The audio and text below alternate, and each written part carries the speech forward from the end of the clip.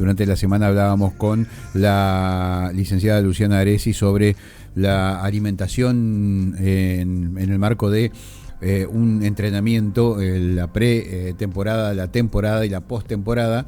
Y también llegamos a la conclusión de que muchas veces la alimentación está relacionada, vinculada con algún tipo de lesiones. Las lesiones son el tema de hoy, Pedro. En realidad, el tema de hoy es un tipo especial de lesión y me voy a tomar de una publicación deportiva.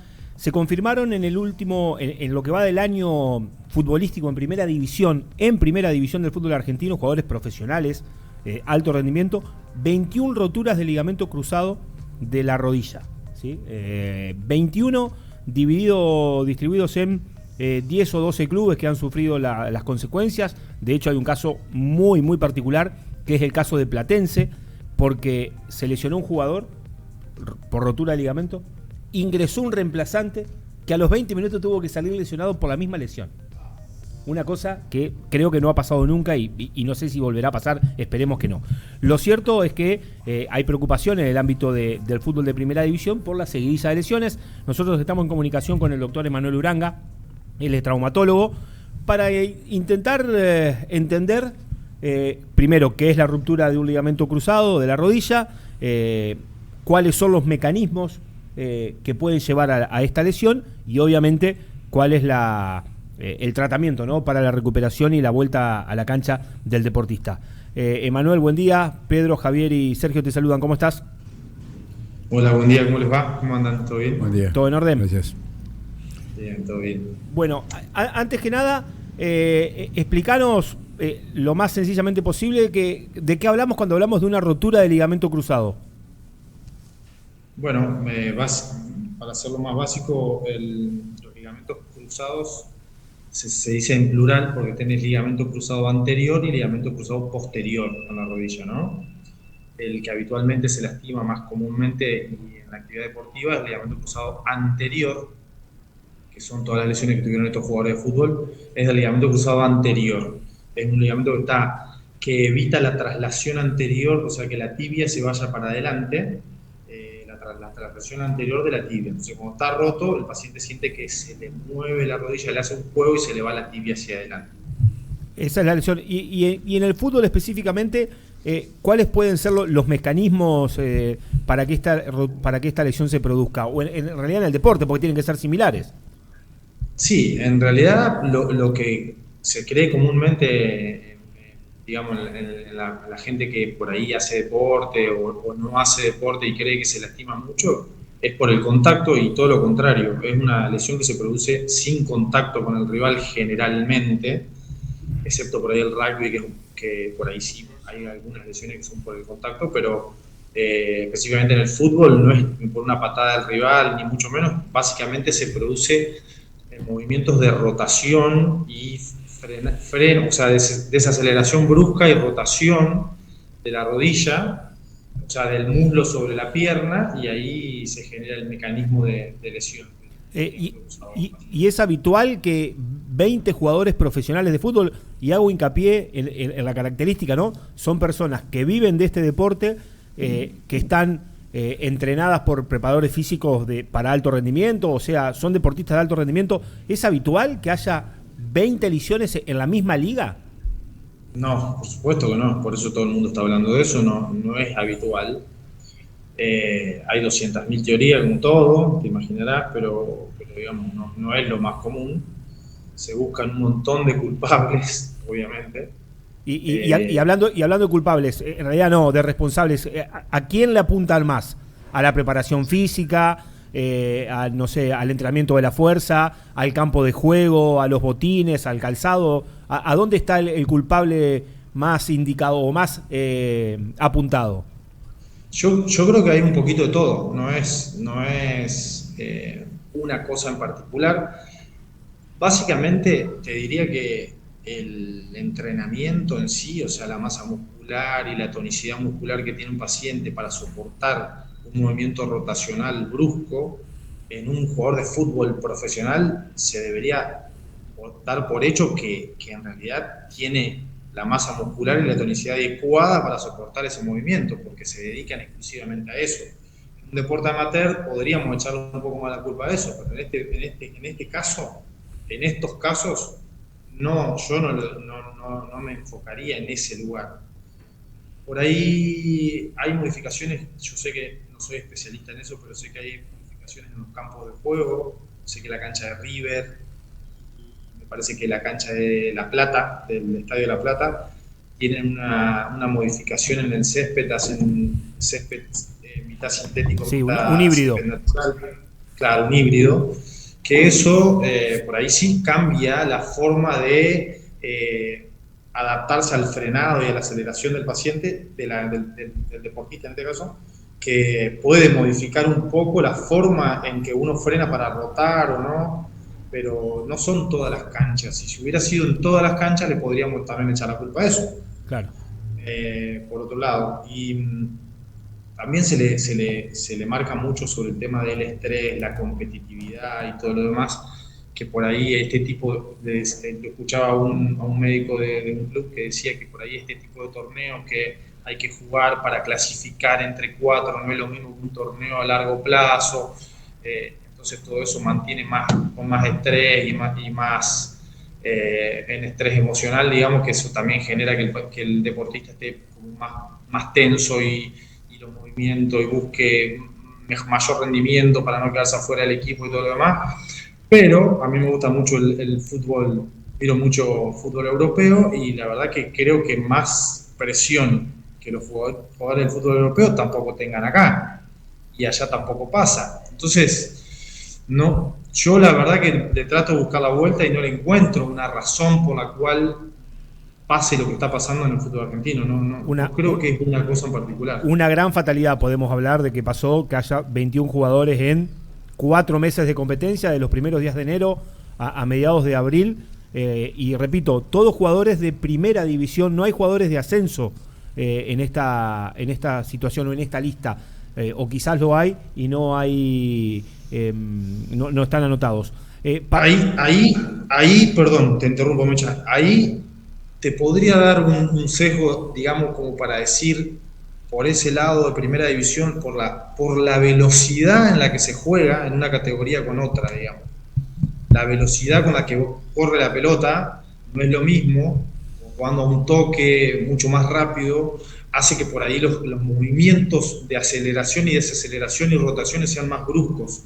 Esa es la única que te puedo marcar con respecto a otras categorías, claro. Inclusive. Bien. Y ahora vamos a la otra etapa. Tratamiento es quirúrgico, ya lo sabemos, y más o menos entre 6 y 8 meses es el periodo de recuperación habitual o estándar que tienen los jugadores o los deportistas en general para volver de esta lesión. Sí, el tratamiento es quirúrgico 100%. Cuando hay una inestabilidad de la rodilla hay que estabilizarla. Se hace una cirugía plástica, o sea, se hace un ligamento nuevo con unos tendones del paciente. Hay muchas técnicas, pero bueno, no viene al caso. Se hace la cirugía plástica y sí, fue modificándose, antes eran 6 meses, ahora para asegurarse un poco más, lo hacen, se hace una rehabilitación un poquito más larga que rondaría en los 8 meses. Emanuel Sergio Fischer, buen día, ¿cómo estás? Hola, Sergio. La pregunta apunta a sacar el tema de la faceta deportiva. Digo, ¿cuánto hay de incidencia en cualquier otro tipo de actividades que no sea el alto rendimiento deportivo en rotura de ligamento? ¿Existe eso? Digo, ¿hay alguna estadística que nos diga que determinada actividad no deportiva, pero sí profesional, pueda generar este tipo de lesiones? Y si es habitual que aparezcan en el consultorio lesiones de este tipo que no hagan absolutamente nada, digamos, gente que lo único que hace es ir caminando hasta la oficina. Sí, en realidad accidentes laborales, yo por ahí no hago laboral, no hago RT, digamos, pero sí conozco pacientes que por ahí en trabajo más de carga y descarga o no sé, siempre vinculado al esfuerzo. Siempre vinculado con alguna, tiene que estar caminando en línea recta, no te va a romper nunca el ligamento cruzado. Por ahí un resbalón, bajando una escalera con algo pesado cargándolo o algo así podría llegar a ser, pero no es lo más común, es muy baja la incidencia. Generalmente este tipo de lesiones son lesiones más relacionadas con la parte deportiva. ¿Y el deporte amateur y el deporte profesional tienen diferentes estadísticas? ¿Se ven más lesiones de este tipo en deportistas aficionados o semiprofesionales que en jugadores profesionales de distintos deportes? Mirá, te digo, te hablo por experiencia personal, no hay. Lo que pasa es que en porcentaje no te lo sabría decir, porque no sé cuánta gente juega al fútbol y cuánta, por ejemplo, yo veo muchos jugadores de rugby por estar en el club y demás, y generalmente al año tenés un mismo porcentaje de hablando de que ya es competitivo el rugby de M15 a plantel superior, tenés más o menos todos los años la misma cantidad de pacientes con ligamento cruzado. Lo que sí estoy viendo, que un dato por ahí que es interesante, estamos teniendo todos los traumatólogos muchas consultas de mujeres jugadoras de fútbol.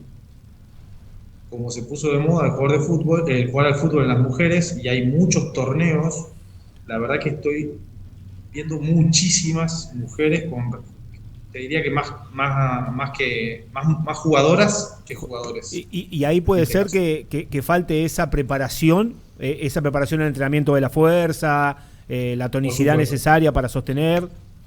No tengo la estadística ni hago un cuestionario, pero generalmente son chicas que por ahí no hicieron actividad deportiva de joven y por ahí les falta un poco la coordinación del tiempo y el espacio y para frenar y girar y salir rotando rápido, y no han tenido esa preparación de adolescente o de niñas, y no tienen una buena tonicidad muscular, una buena preparación física, y se largan a jugar al fútbol porque se necesita una pelota y un par de zapatillas y una cancha. Se meten.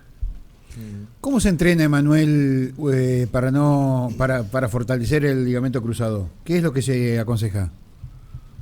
No, el ligamento cruzado no se fortalece. Lo que se hace ejercicios específicos de fortalecimiento muscular del muslo y de la pierna y de la cadera para darle estabilidad a las articulaciones, desde la cadera para abajo. Tampoco se trabaja la rodilla en sí sola. Bien. O sea, los músculos que llegan a la rodilla no, sino también se hace una estabilización de la raíz del muslo, digamos, donde arranca el miembro inferior, que sería primero la cadera, la rodilla y el tobillo. Y con todo ese proceso de estabilización, o sea, hay un porcentaje, en todas las articulaciones están estabilizadas por ligamentos, pero los músculos que pasan alrededor de la articulación le dan un porcentaje también de estabilizador a la articulación. Cuando uno tiene mejor la parte muscular, bien fuerte, buena tonicidad muscular en esa articulación, los músculos que rodean esa articulación tienen menos posibilidades de romperse el ligamento cruzado. No sería el caso que está pasando en el fútbol, pero claro, en teoría debería ser así. Claro. Emanuel, la semana pasada, buen día, un gusto primero, en el programa que está Ruggeri, el Pollo Viñolo, que está a la hora 13, que yo lo miro por ESPN, había un jugador de la selección, que no me puedo acordar el nombre, es Conté el apellido, que se fue a Italia a jugar al fútbol. Y contaba que hace 2 años, cuando llegó, claro, iba con la dinámica de los entrenamientos en Argentina. Bueno, a las 9 se lo citaba, bueno, llegaban 8:45 para empezar a entrenar. Más o menos esa era la forma que tenía en la Argentina. Y le llamó la atención, claro, al segundo día donde tuvo que cambiar en Italia, cuando le dijeron, sí, a las 10 empezamos fútbol. Y él llegó 10 menos cuarto. Y bien que los vagos ya estaban ahí. Bueno, y largaron a las 10. Pero al día siguiente le comentan los compañeros, pero dice, bueno, ¿va a hacer la preparación física? ¿Nos va a ir al gimnasio?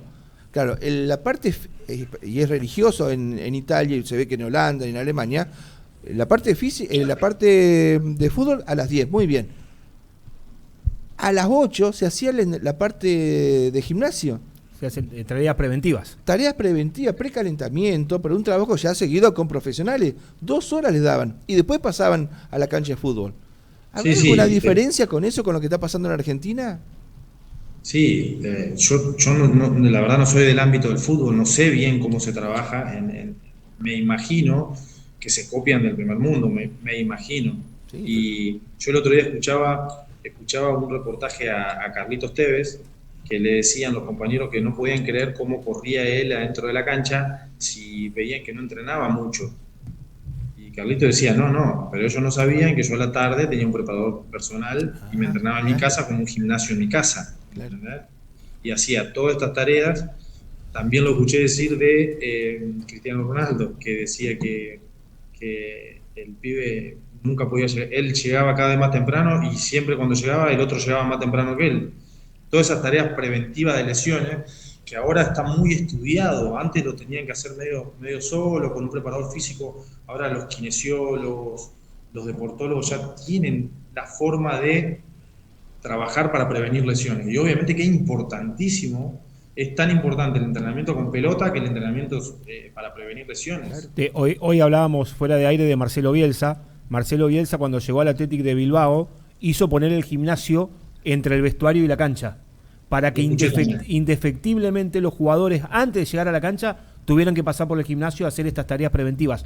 Lo había tomado de una declaración, de una charla que tuvo con Javier Zanetti.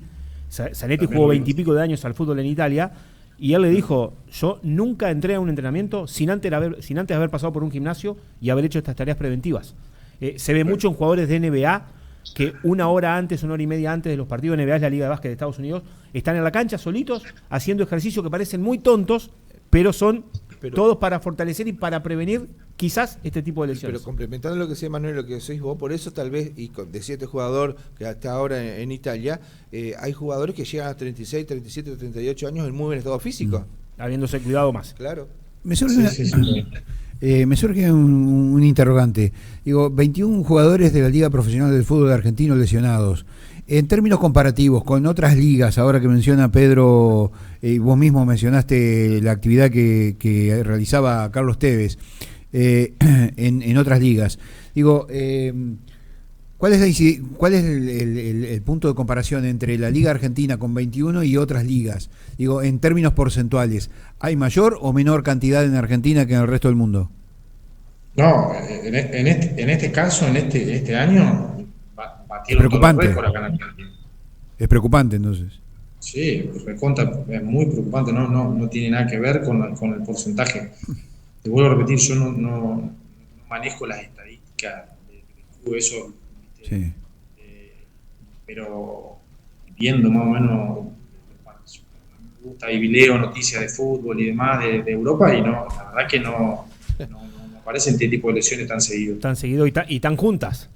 Quizás tenés esta misma cantidad en un año, pero no tenés 21. Y a mí lo que me llama la atención son muchos clubes los que están involucrados, y en el medio están Boca, River, Independiente, San Lorenzo, Godoy Cruz. Con distintas realidades, con ¿no? distintas realidades, con distintas estructuras quizás, claro, pero están todos muy distribuidos. Claro. Perdón que te hago ahí un paréntesis de lo que decía Mecha vos recién, por ejemplo, de la NBA. La diferencia ahí sí te la puedo marcar. En la NBA se juega con zapatillas y al fútbol se juega con botines. Eso marca mucho la diferencia. Está bien. Eso sí, porque la verdad que la aceleración y la desaceleración, la rotación y demás en el básquet es más grande que en el fútbol. Porque son todas distancias cortas que aceleran y frenan rápidamente y giran y rotan y saltan y caen y vuelven a girar y giran en el aire a veces y caen girando el cuerpo. Pero como la zapatilla es diferente. Claro. Emanuel, y también el tipo de piso. Claro. Emanuel, vos trabajás ahí en calle Buenos Aires. Sí. Con el doctor Germanetti. Con el doctor Germanetti. Bueno, él es mi cardiólogo y yo voy seguido ahí a lo del pelado, este muchacho. No, y me llamaba la atención cuando voy a lo de Germanetti la cantidad de lesionados jóvenes que hay, gurises, que están haciendo la rehabilitación en los consultorios con ustedes o el equipo que tienen, que es muy, muy importante. Y me decía Germanetti, el tema de la parte deportiva en Paraná, la cantidad de lesionados que ustedes tienen que asistir en el instituto. ¿Eso por qué se da? Por lo que ustedes han averiguado ahí en tu pequeña encuesta ahí con el resto de tus familiares. No. Nosotros no le decíamos el mal a nadie, pero que no falte el trabajo, digamos. Nosotros hay mucha formuleta. Ese es un término que acuñó Pototo Lamperti en Viale. Igualmente me parece que también ese número de jugadores que van al médico. Pero lesionados van. Lesionados. Y a recuperarse lesiones. Tiene que ver con la cantidad de gente que hace deporte en Paraná. Sí, te hablo de basquetbolista, futbolista. Hay muchísimas actividades oficiales y no oficiales. Yo te invito, bueno, a Emanuel ha sido testigo porque lo hemos compartido, ir un sábado a la tarde. ¿A dónde? A las guardias de las clínicas. Yo voy a ver los Germanetti. De los sanatorios. sanatorios, Me alcanza. a las guardias de los sanatorios céntricos, la cantidad de chicos y chicas que juegan al fútbol, al hockey y al básquet, que llegan o con tajo para suturar, o con un esguince de tobillo, o con una fractura. Emanuel, te agradecemos muchísimo estos minutos. Sabemos que estás ahí todavía en horario de trabajo. Muchas gracias, muy clarito todo y ojalá no tengamos que convocarte para otro tipo de resumen con esta lesión, pero bueno, llegado el caso volvemos a comunicarnos. Dale, un abrazo para todos, hasta luego. Hasta luego, gracias.